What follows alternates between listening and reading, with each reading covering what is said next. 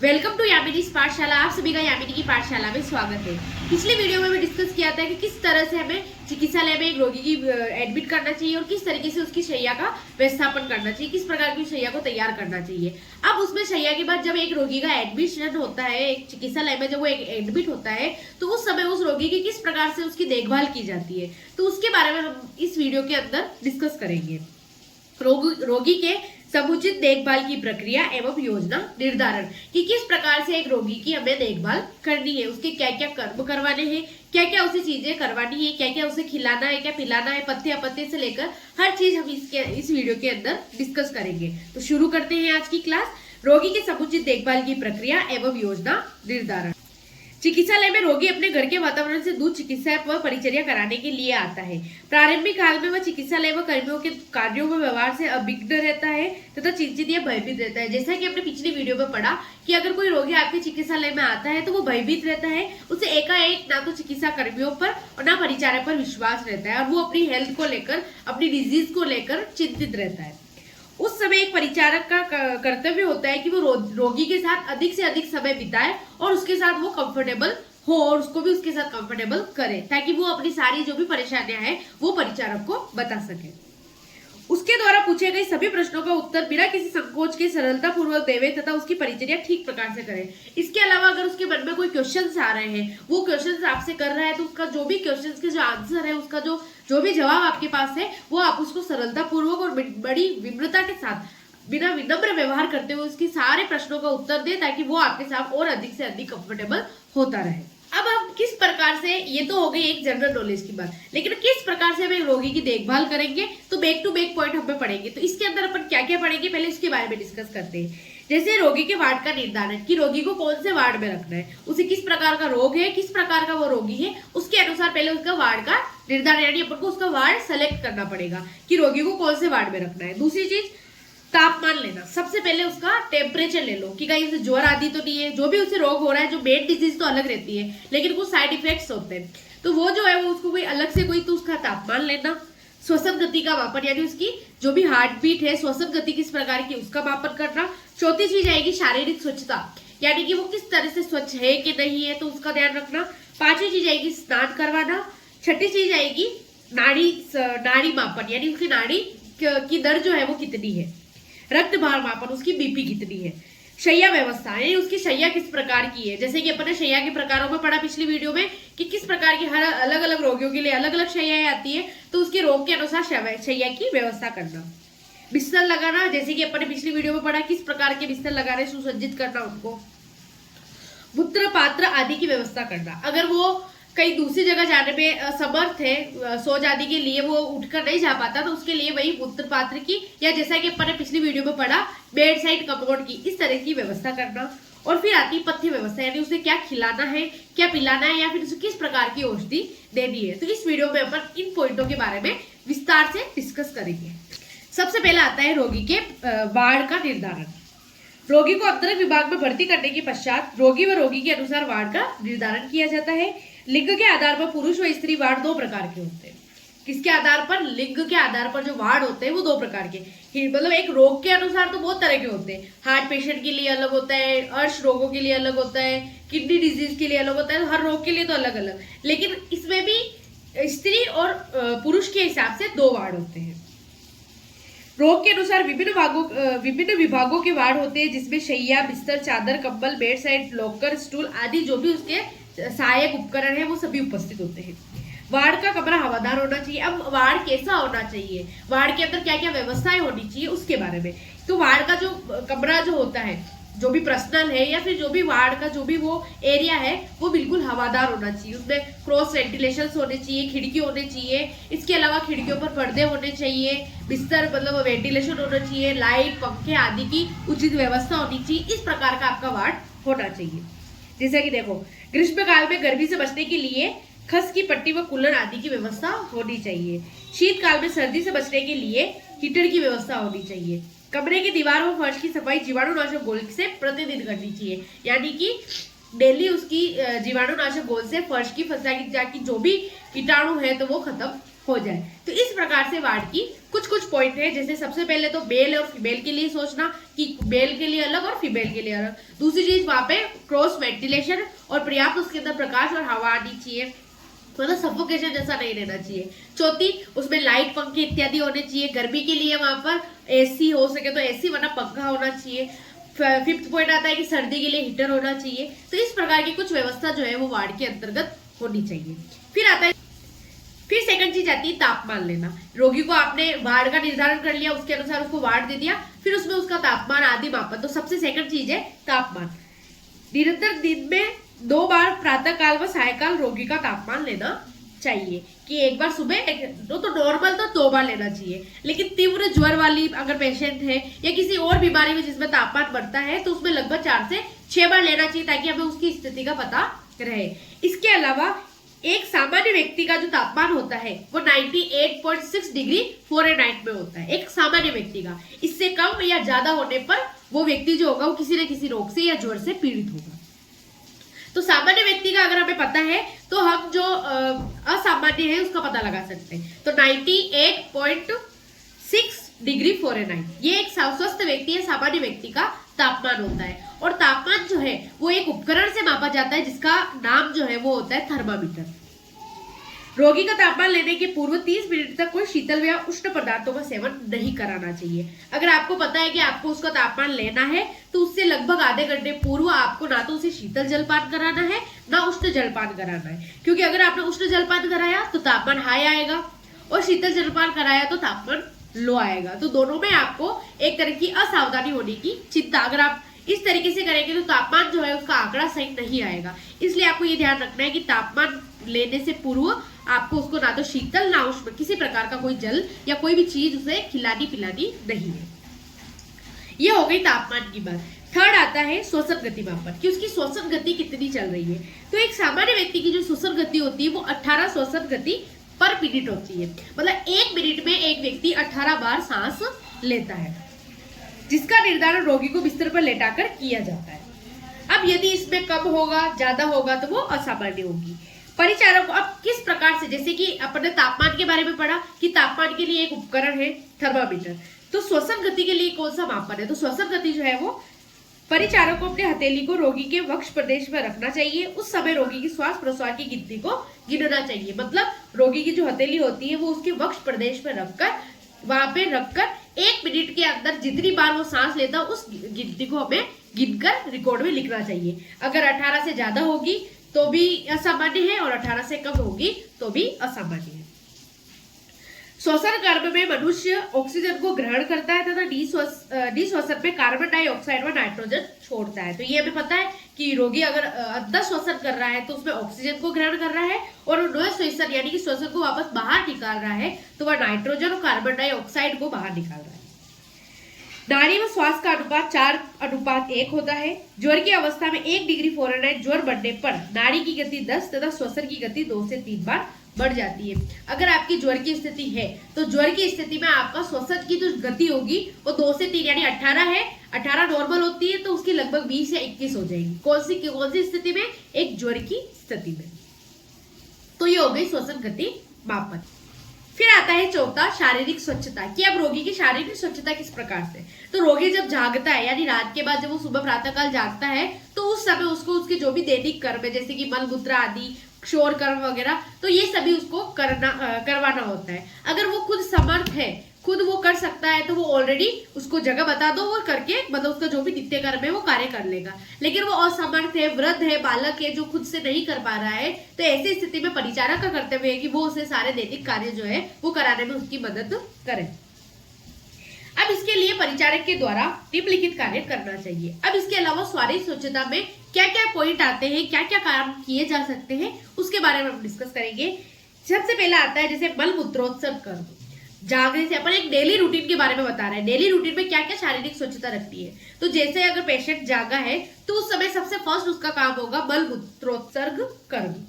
रोगी के वार्ड की खिड़कियों के पर्दे को लगा देना चाहिए तथा शैया के चारों तरफ कॉटन लगा देना चाहिए। रोगी को एकांत मिले तथा अन्य रोगी प्रभावित न होवे। अगर रोगी किसी ऐसी व्याधि से पीड़ित है कि वो बाहर या कहीं और नहीं जा पा रहा है, उसे बेड के पास, जैसा कि अपन ने पढ़ा बेड साइड कमोड, अगर उसी को इसको यूज करना पड़ रहा है, तो ऐसी स्थिति में क्या परिचारक का कर्तव्य होता है कि वो बेड के चारों ओर जो पर्दे होते हैं वो अच्छे से लगा ले और उसको आराम से उसके जो भी कर्म है उससे निवृत्त करा दे, ताकि ऐसा करने से ना तो वो अफेक्टेड होगा क्योंकि रोगी भी वो नहीं कर पाएगा, कंफर्टेबल होगा, दूसरा अगर कोई दूसरे रोगी भी उसी वार्ड में है दूसरे, तो उनको भी किसी प्रकार की परेशानी नहीं होगी।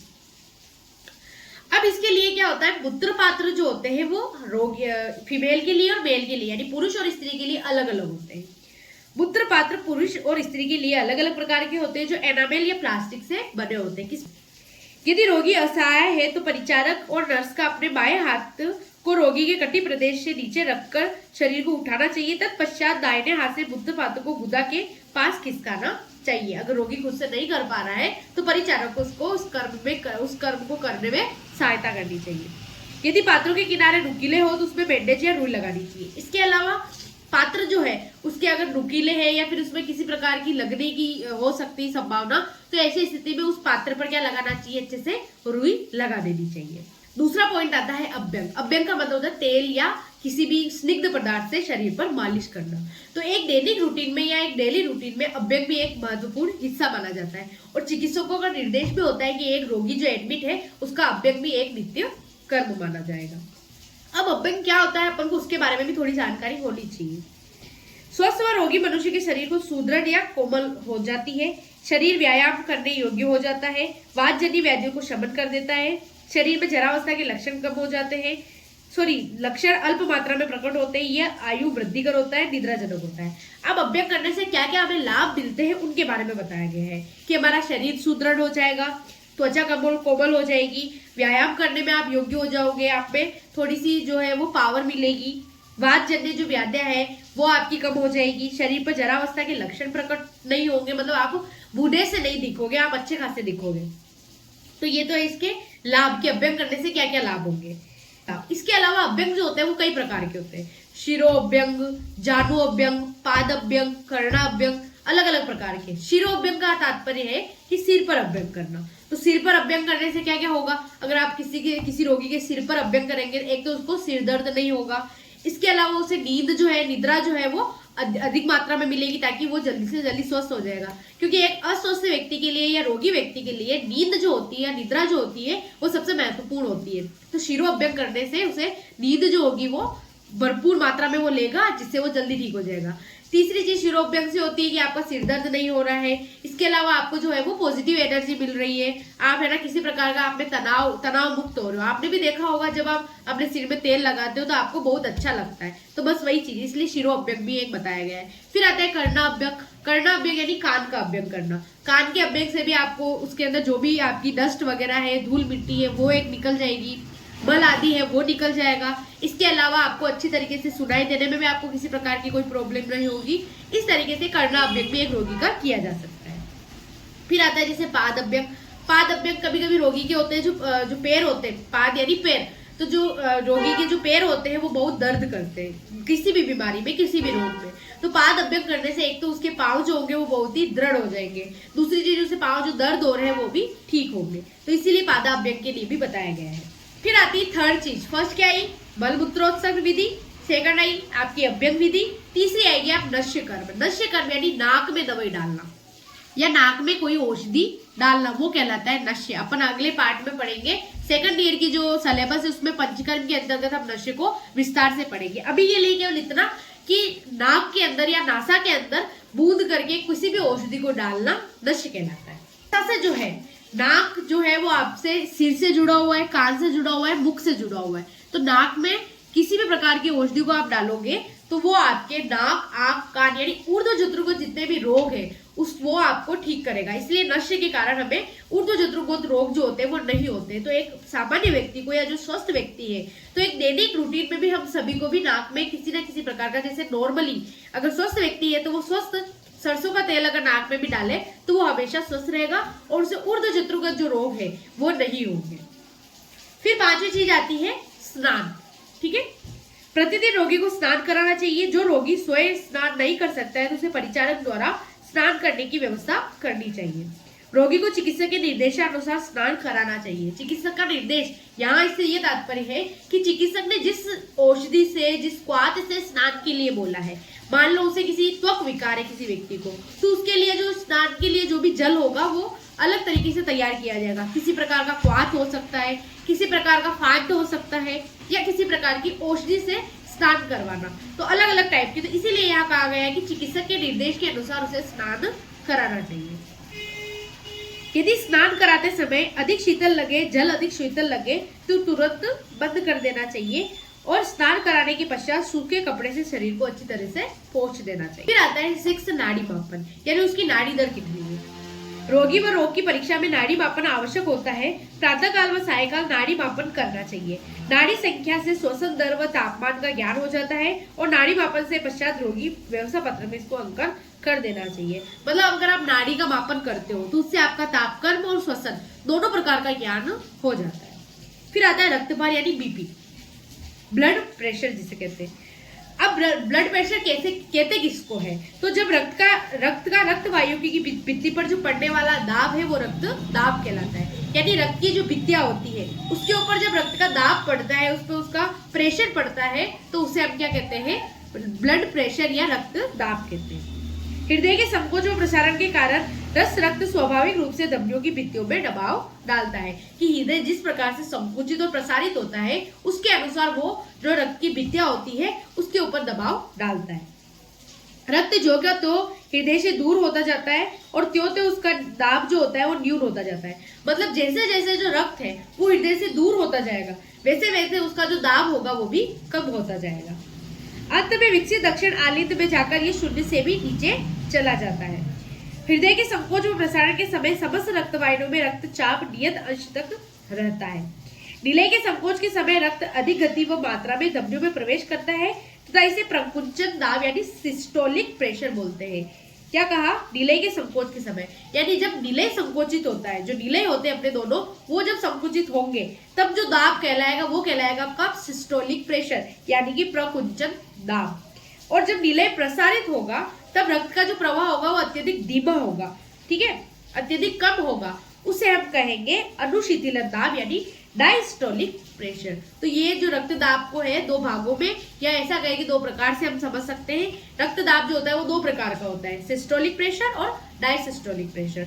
सिस्टोलिक प्रेशर निलय के संकुचित होने पर रक्त का जो भार होगा, रक्त का जो प्रवाह होगा वो अत्यधिक तेज होगा, वो कहलाएगा सिस्टोलिक प्रेशर। और जब डायसिस्टोलिक प्रेशर है उसमें निलय प्रसारित होगा और रक्त का जो भी प्रवाह होगा वो अत्यंत कम होगा, वो कहलाएगा डायसिस्टोलिक प्रेशर। के अलावा एक सामान्य व्यक्ति का जो रक्तभार होना चाहिए वो होना चाहिए 120/80 mm of Hg। इस तरीके से एक सामान्य व्यक्ति का अगर इससे कम होगा तो उसे क्या कहेंगे हम, लो ब्लड प्रेशर, और ज्यादा होगा तो उसे हम कहेंगे हाई ब्लड प्रेशर। 8वां शैय्या व्यवस्था। अंतरंग विभाग में प्रवेश के पश्चात परिचारक को रोगी के लिए रोग के अनुसार शैय्या की व्यवस्था करनी चाहिए। सामान्यतः चिकित्सालय में साधारण शैय्या की ही व्यवस्था की जाती है, परंतु रोग के अनुसार विभिन्न कक्षों में विभिन्न प्रकार की शैय्या की व्यवस्था की जाती है, जैसा कि हमने पिछले बार पढ़ा। रोगी को अधिकाधिक आराम व निद्रा आवे, इसीलिए शैय्या को उचित प्रकार से रखना चाहिए। शैय्या को अपन को अच्छे से उसे व्यवस्थित करना चाहिए, अच्छे से उसे सुसज्जित करना चाहिए। शैय्या के आसपास जो होता है वो थोड़ा सा एरिया शेष रखना चाहिए ताकि रोगी कंफर्टेबल रहे, उसे सफोकेशन ना हो। लगभग 3 से 4 फीट का अंतर रखना चाहिए। इस प्रकार से शैय्या की व्यवस्था करनी चाहिए। फिर नेक्स्ट आता है 9th, बिस्तर लगाना। शैय्या के ऊपर सूती अच्छे डल्लप के रुई के गद्दे लगाए जाते हैं। गद्दा नहीं होना चाहिए, उस पर स्वच्छ कपड़ों की परत या स्वच्छ कपड़ों का जो कवर है वो चढ़ाना चाहिए। इसके अलावा जो बेडशीट होती है, जो चादर होता है वो भी साफ सुथरा होना चाहिए, धुला हुआ होना चाहिए। तकिया जो है उसके ऊपर भी साफ सुथरी एवं जो कवर चढ़ाया जाता है वो बिल्कुल धुला हुआ चढ़ाना चाहिए। कंबल जो ओढ़ने की वो भी साफ सुथरी हो, धुली हुई होनी चाहिए। इनके अलावा वहां पर किसी प्रकार का दाग नहीं होना चाहिए और उसके ऊपर मैकेनिक टाइल्स का प्रयोग करना चाहिए। इसके बाद स्वच्छ, ठीक है, चादर में सलवटें नहीं होनी चाहिए, रुई एक जगह इकट्ठी नहीं होनी चाहिए, जैसे कि अपने जो शैय्या को सुसज्जित करने के तरीके में पढ़ा। तो इसी तरीके से शैय्या की व्यवस्था करनी चाहिए। फिर अगला आता है मलमूत्र पात्र की व्यवस्था, कि किस प्रकार के मलमूत्र पात्र होते हैं। रोगी को प्रातःकाल शौचादि क्रियाओं से निर्वृत्त कराने के लिए उनकी पात्रों की आवश्यकता होती है। यदि रोगी दैनिक कार्य को स्वयं कर लेता है तो परिचारक को चाहिए कि उसे मूत्रालय या शौचालय में जाकर सारी चीजें बता दे और वहां पर उसे आराम से मदद सहायता कर ले कार्य करने में। लेकिन यदि वो बालक, दुर्बल या गंभीर व्यक्ति है तो उसे शौचादि कर्म की निवृत्ति के लिए सहायता करनी पड़ती है। और इसी के लिए एनामेल के या प्लास्टिक के जो है वो मूत्र पात्र या मल पात्र जो है वो बनाए जाते हैं, जो फीमेल और मेल के लिए अलग अलग होते हैं। शौचादि क्रिया के पश्चात इन पात्रों को ढक्कनों से ढककर शौचालय में विसर्जित करवाकर उसे जल से धोकर विसंक्रमित द्रव्यों का प्रयोग कर उसे शुद्ध कर रोगी की शैया के पास रख देना चाहिए। जब आपका जो रोगी है वो मल मूत्र आदि जो है वो उस पात्र में करके उसके बाद उस पात्र को जो शौचालय में है या मूत्रालय में उसमें उसको विसर्जन कर देना चाहिए। उसके बाद उसको अच्छे से धो के और उसको विसंक्रमित द्रव्य से संक्रमित कर, मतलब विसंक्रमित द्रव्य से विसंक्रमण कर उसे वापस से रोगी की टेबल के पास रख देना चाहिए ताकि वो आगे यूज कर सके।